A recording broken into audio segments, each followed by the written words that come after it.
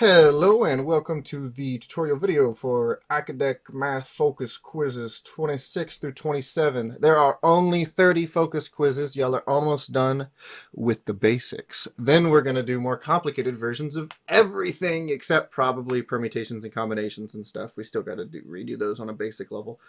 But this is over average rate of change, which I'm going to tell you right now is literally just slopes. And even if you don't understand that, or if you don't understand what the average rate of change is, just keep in mind that it is just slopes, and you'll be able to at least get a lot of it. The other quiz is basic limits and continuity, which will be very confusing to those of you that have not seen limits or continuity before, but I'm going to try and boil it down to a degree that you can understand what's going on. It's going to be a whole lot of explaining concepts and doing problems for these two focus quizzes as far as this video is concerned. Going to be doing a lot of both. All right. The average rate of change of f of x, which is any function on an interval a to b, is f of b minus f of a. So this is the y value of b and the y value of a. Over b minus a. So if you remember the slope formula, this is actually just the slope formula. It's the exact same thing. These are two y values and these are two x values. Exact same. So we could also rewrite this as y2, which is f of b, minus y1, which is f of a, over b minus a. Oh, no, not those two things.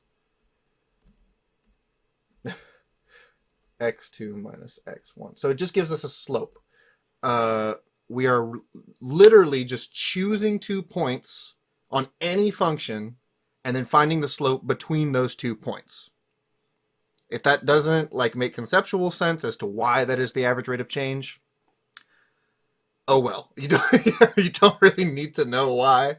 At some point you will, maybe not right now. It's kind of more of a calculus thing. Where this really matters at all, but just take my word that it's literally just a slope. So the average rate of change is the slope between the two endpoints of the interval. And if you want, you can pause and memorize these.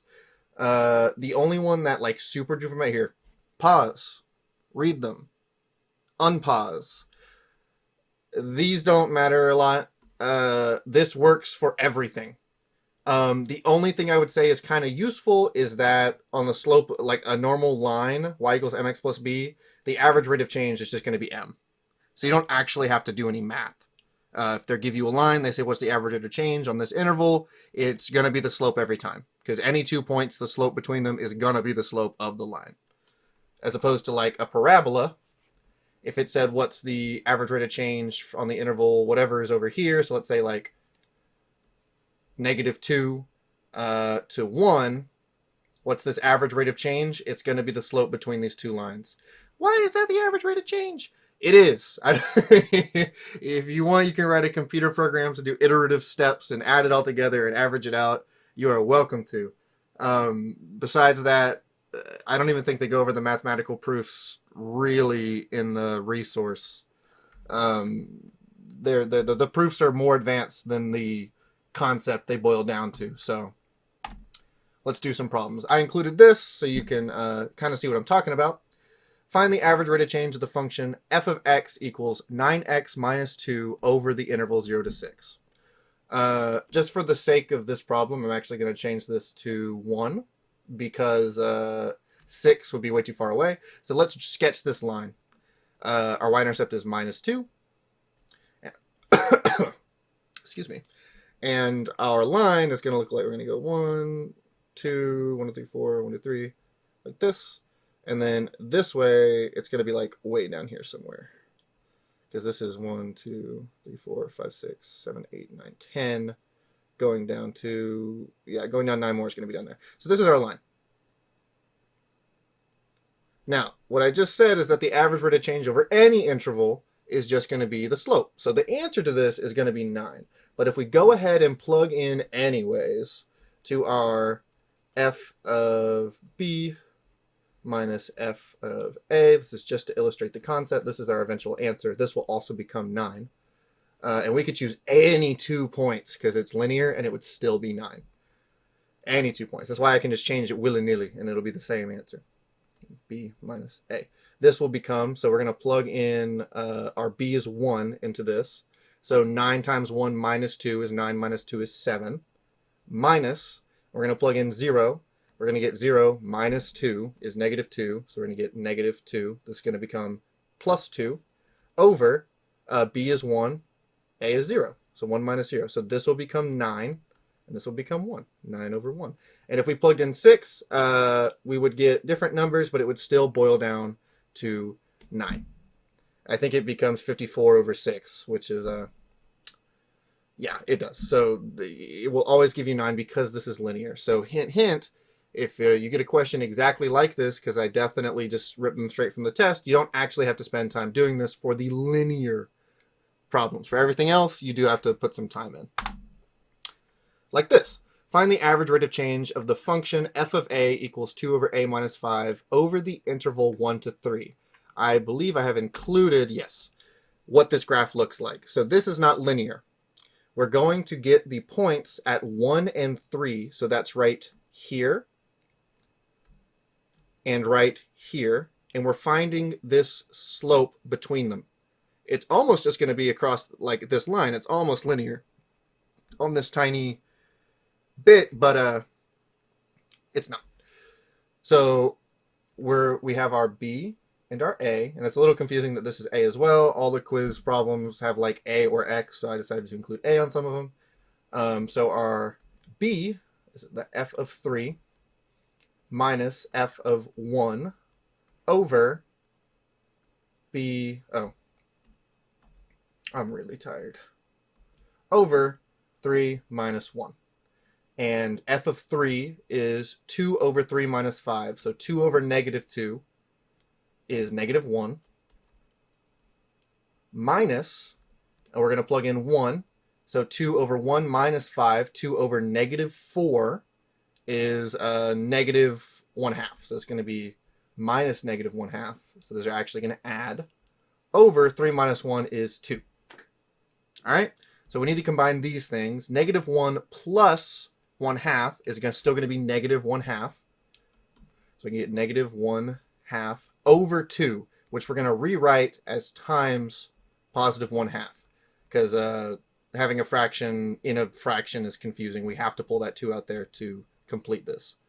We multiply these together, and we're going to get negative 1/4. And that is this slope, which you are welcome to speculate. I promise it is.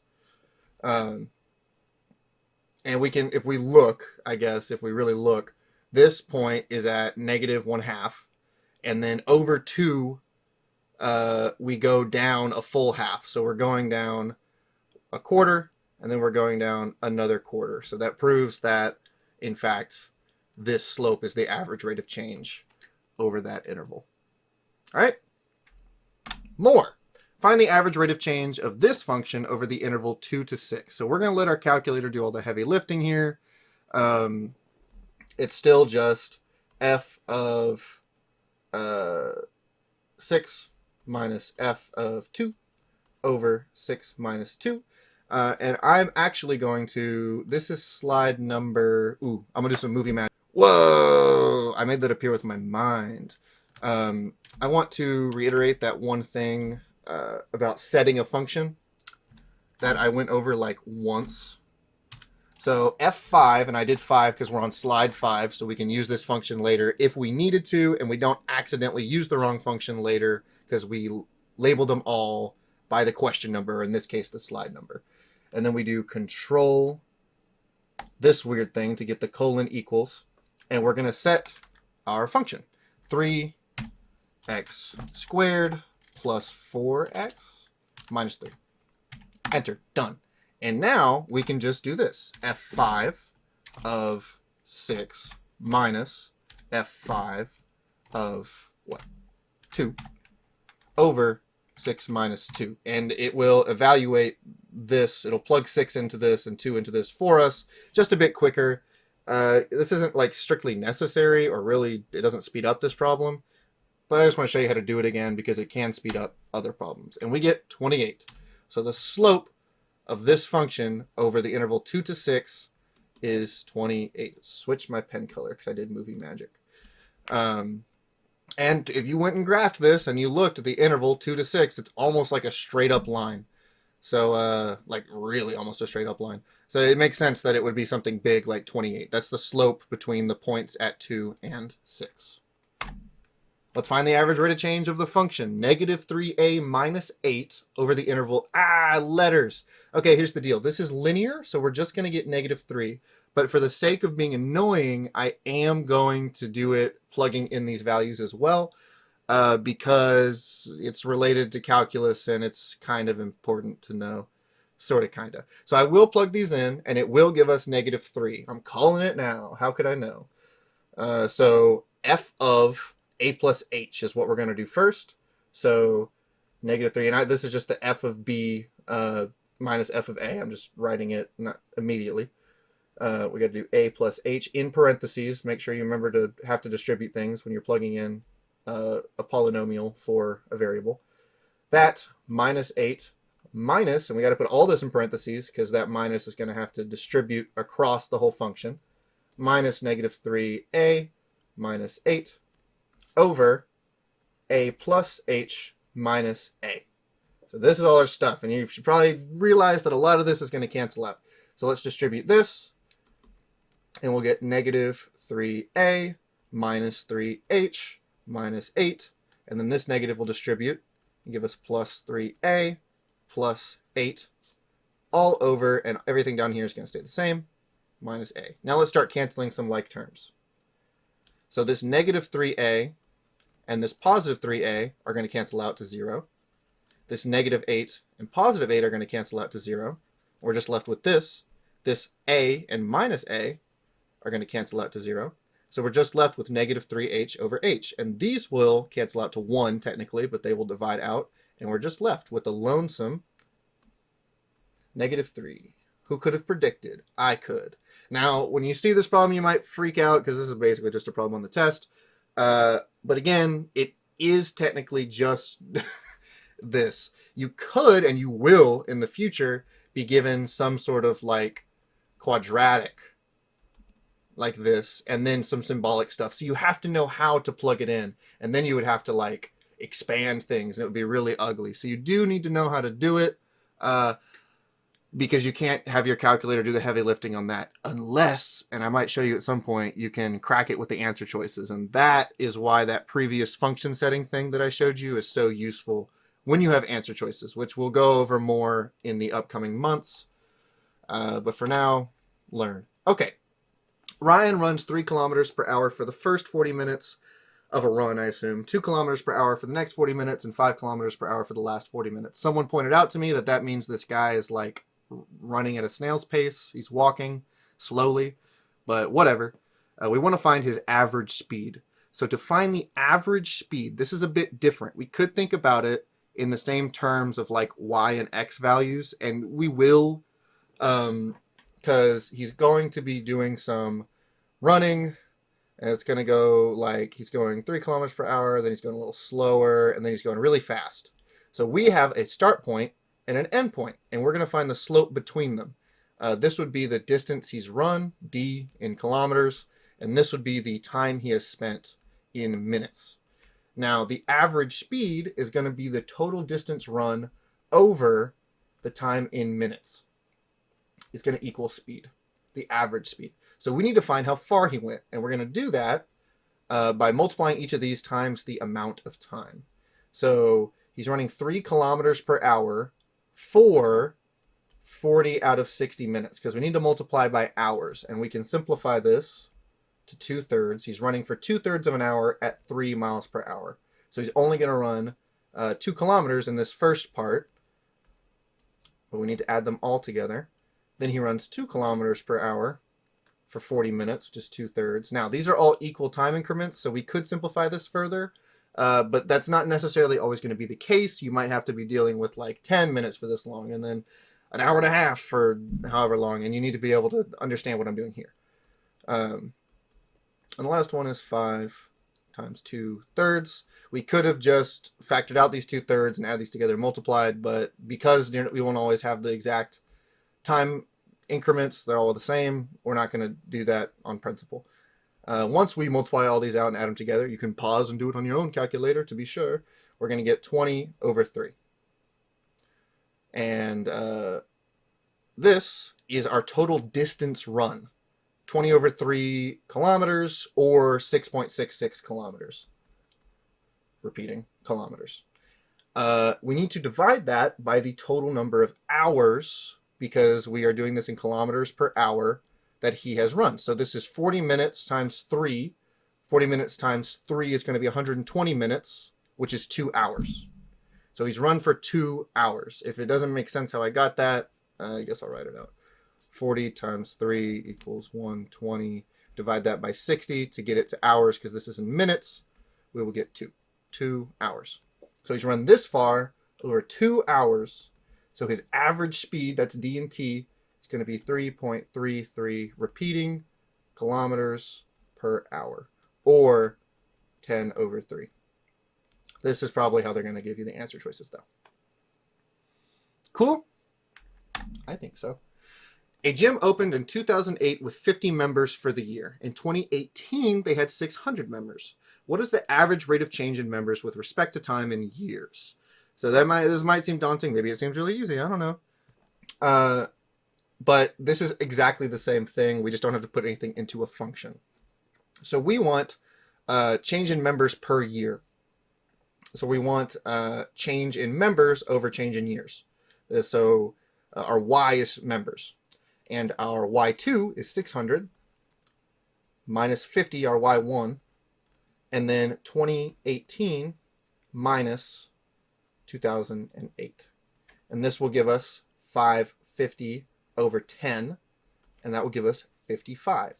And this is 55 members per year. That is the average number of members that they earned each year, or earned, gained, whatever, over 10 years. And if we do the math back out, we multiply this by 10, 550 plus the original amount, we'll get the end result of 600. So hopefully that makes sense. If it doesn't, remember this.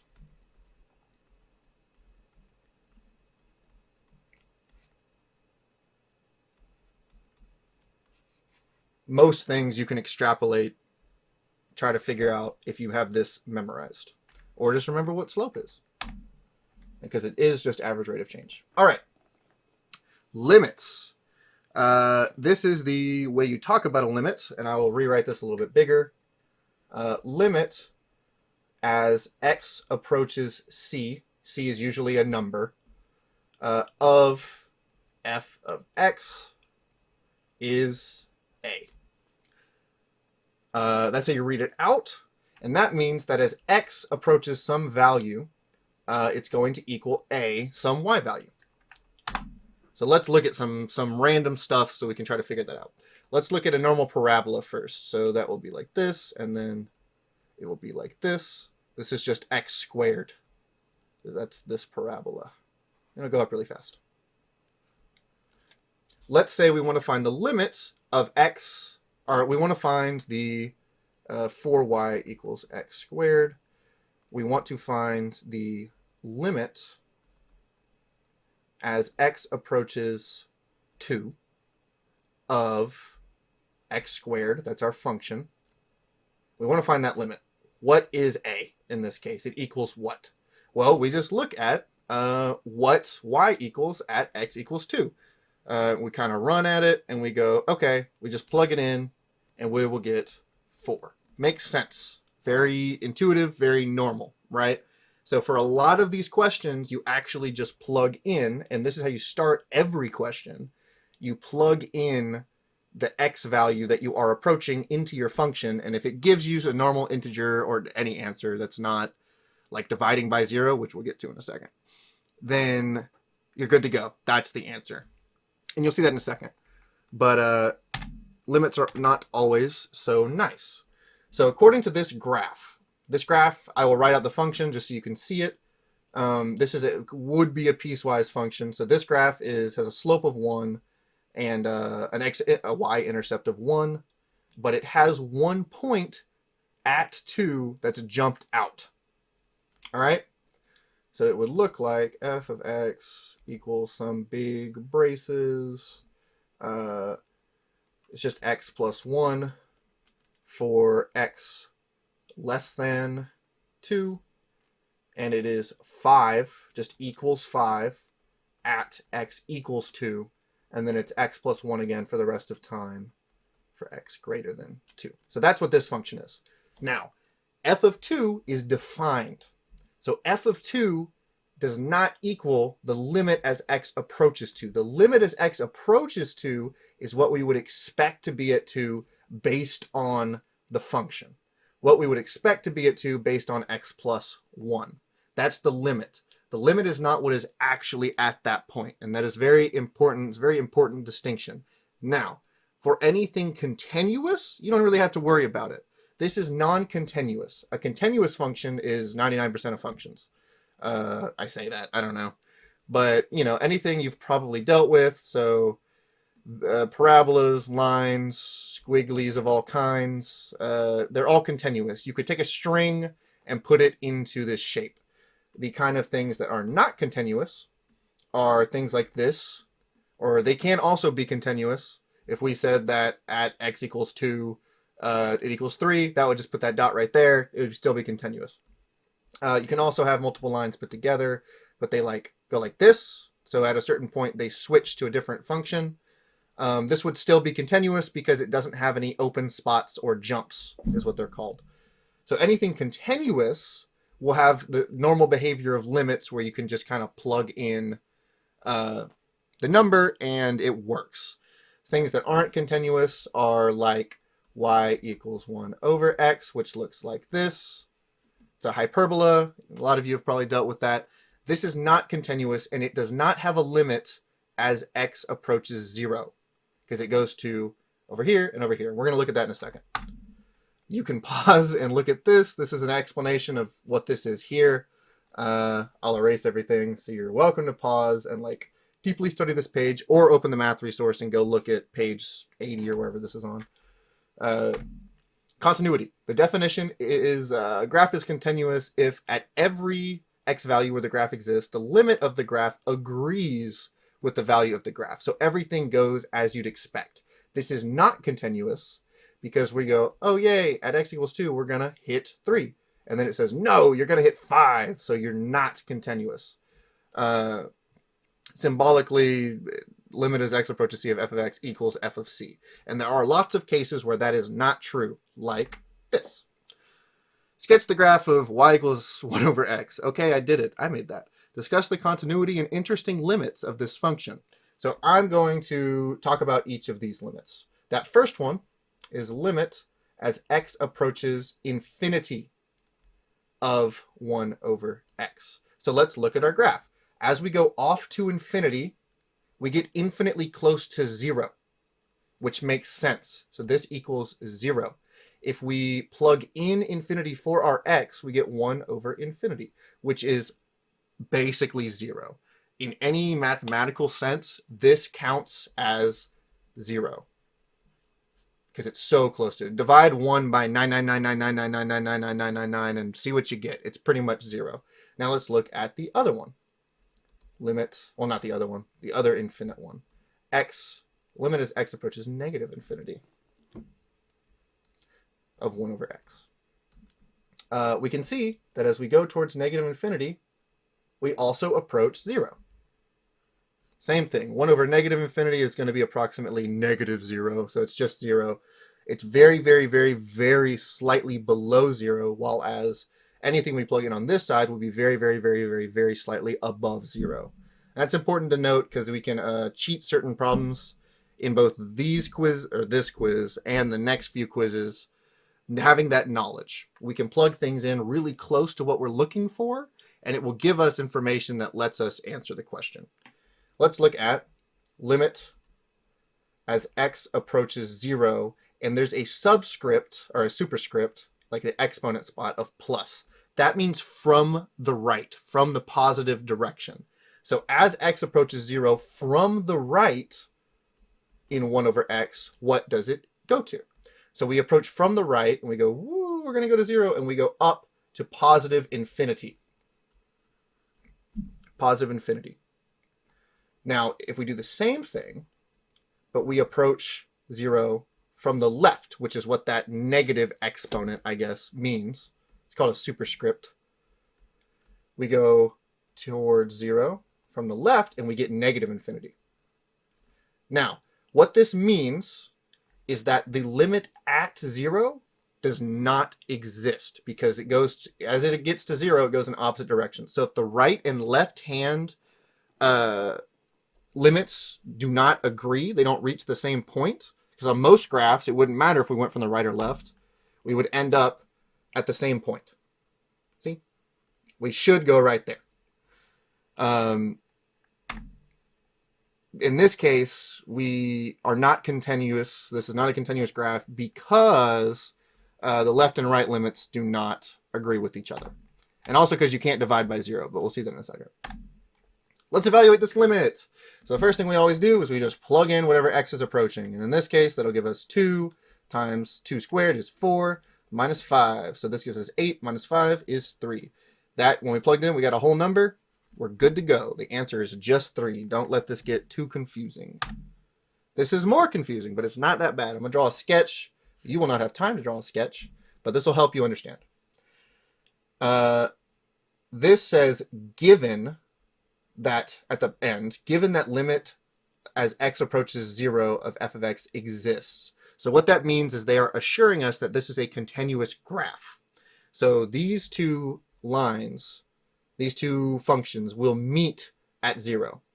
So if f of x equals sine of x plus 3, anywhere x is greater than 0, then at 0, so sine of 0, and you can get to sine by hitting this trig button and clicking sine. I just typed it out, but that's how you do it. Sine of 0, doesn't matter if you're in degrees or radians, because 0 degrees is 0 radians, gonna equal 0. So at 0, sine of x plus 3 equals 3, because we're just adding 3 to 0. And you don't need to know this, but it looks like this. All right? So we know that this line, x plus some constant, needs to go like this. So if it's just x plus some constant, then we need this y-intercept to match up to where this graph meets there, which we already know is 3. So a way to think about this purely symbolically, or purely algebraically, I don't know. Sine of 0 plus 3 needs to equal x plus k, or not x. We're plugging in 0 for it, because they need to meet at 0, because that's where they split. That's where the functions change. They need to be continuous. It tells us that.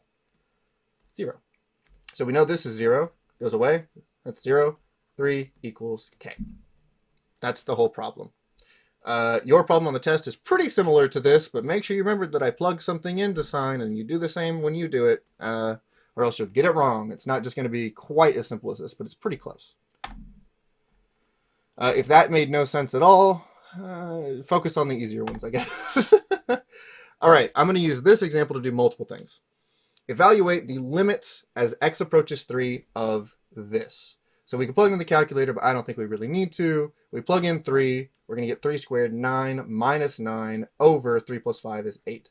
So this is going to give us 0 over 8, which equals 0. And that's okay. When you have 0 divided by something else, the answer is just 0. So you get 0 over any number, positive or negative, that's real, that is not 0, then you can just put 0 as your answer. Now, in this case, I flipped these. And when we plug this in, we're going to get 8 over 0. You can't divide by 0. Math explodes. And that is true. If you plug in and you get a number, something that's not 0, over 0, the limit does not exist. So that's kind of like our 1 over x. When we plug into this, when we plug 0 into this, when we try to get the limit as x approaches 0 of this, we get 1 over 0, and we know that cannot exist, which we proved earlier. So 0 over something, you're good. Answer is 0. Something over 0, no. You have to say does not exist. If you get 0 over 0, it could be not exist. It could also exist, though. It could be a hole, an infinitely small hole. So you got to do some finagling. And I should have, there wasn't any on the quiz, so I didn't include any like this, but we will later go over ones where it's like a very normal function with one hole. Usually you have to factor and simplify. So if you know how to do that, you're good. I don't think there's any on this quiz, so I didn't bother including it. But let's look at this. Limit is x approaches 1 of this. All right. When we plug in 1, we're just going to get 1 minus 1 is 0 over absolute value of 0 is 0. And you think, okay, cool, the answer is just 0. You're wrong. We have to look from both the left and the right, and this is from the left and the right, and see if they match up. If they both go to 0, then we're good. If they go to different numbers, then we are not good and the limit does not exist. So let's try that. Now, how you approach 1 from the left is you plug in something really, really close to 1, but a little bit less. So I'm going to plug in 0.999. All right. And just to reiterate what I was talking about earlier, this is 15. We're going to set f of 15 to this function. And we're plugging in stuff for x. So, sorry, that was kind of redundant. To get the absolute value, which you don't actually have to do for this, but it's good to know where it is, you click the little button without control that we normally do to get that colon thing, and it's in the top row along with a bunch of other junk, matrices and logs and whatnot. And you can get this, and this is x minus 1 down here. Oh, I didn't say f15 of x. By the way, you can make functions with a whole bunch of variables in it too, which is fun, and we might do it at some point, but don't have to right now. So f of 15, and I'm going to plug in something very, very close to 1, but from the left, 0.999, negative 1. Now, this has a dot after it, which means it's just really close to negative 1. If we did something like 1 divided by negative 1, see how it doesn't have a dot? That means it's exactly negative 1. This means it's basically negative 1, which makes sense. We are going barely to the left. So it's going to be like really close, but not quite. The calculator doesn't know how to deal with that round off error. So from the left, our limit is negative 1. All we did is plug in something super duper close on the left. From the right, I'm going to plug in 1.0001, which is just really, really, really close to 1, but on the right. And that's positive 1. So now we know that the left and right limits do not agree, so this is not continuous. So this limit does not exist. And just to show you what it looks like, oops,